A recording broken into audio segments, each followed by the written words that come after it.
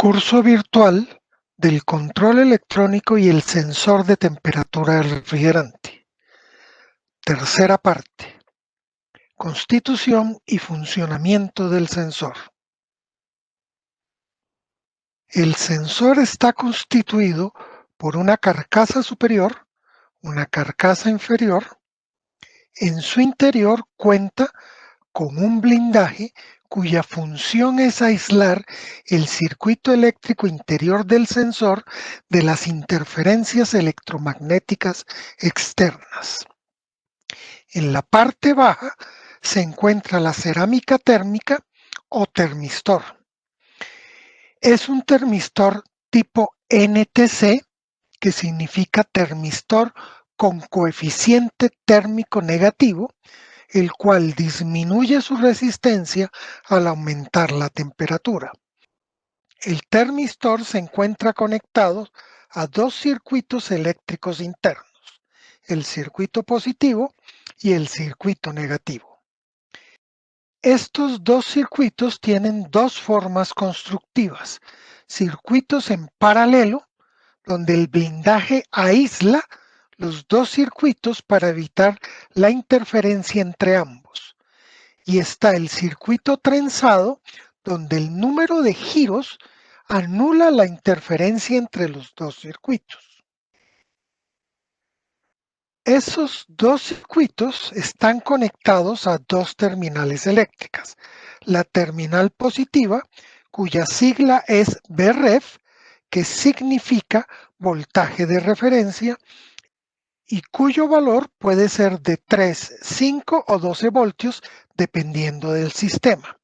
Y está la terminal negativa, cuyas siglas es RTN, que significa señal de retorno, donde el voltaje remanente no puede ser mayor de 0.06 voltios.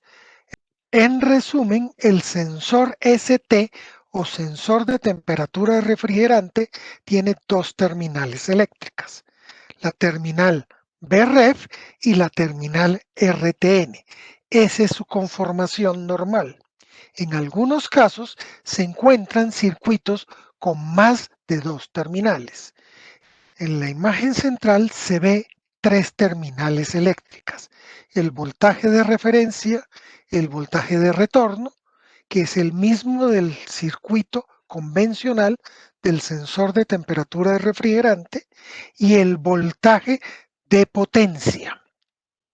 En este caso, el terminal de voltaje de potencia está conectado a otro sensor, que a su vez está conectado al tablero de instrumento, al reloj o marcador de temperatura motor.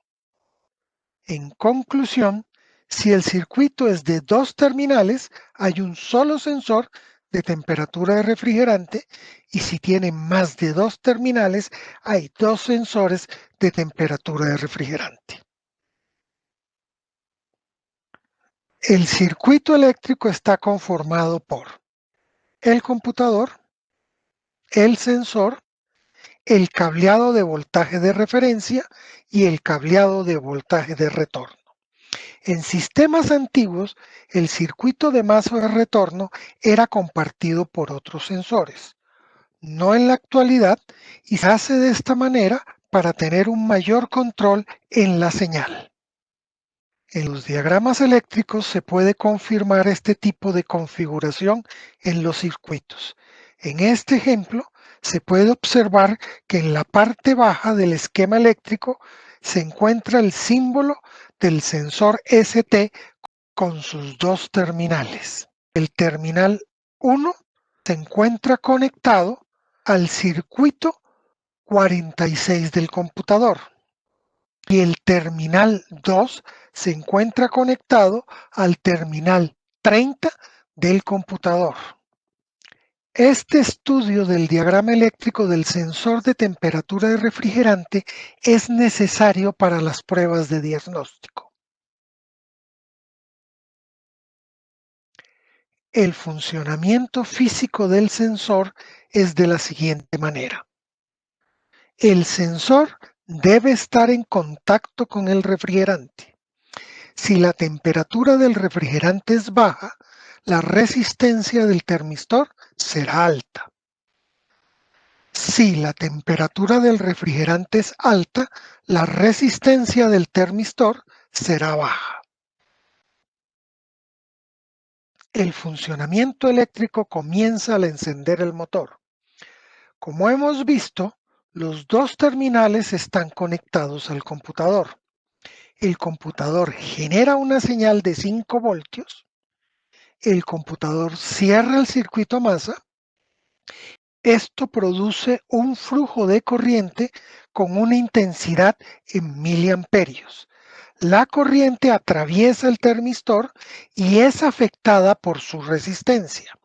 La corriente fluye por el circuito de referencia y es recibida por el computador. La regulación de la señal de temperatura se hace de la siguiente manera. El computador cierra el circuito masa. El computador genera una señal de 5 voltios en el circuito de referencia. Si la temperatura del refrigerante es baja, la resistencia del termistor será alta. La corriente al atravesar el termistor es afectada por su resistencia. El computador recibe la corriente y verifica los miliamperios que circulan por el circuito de referencia.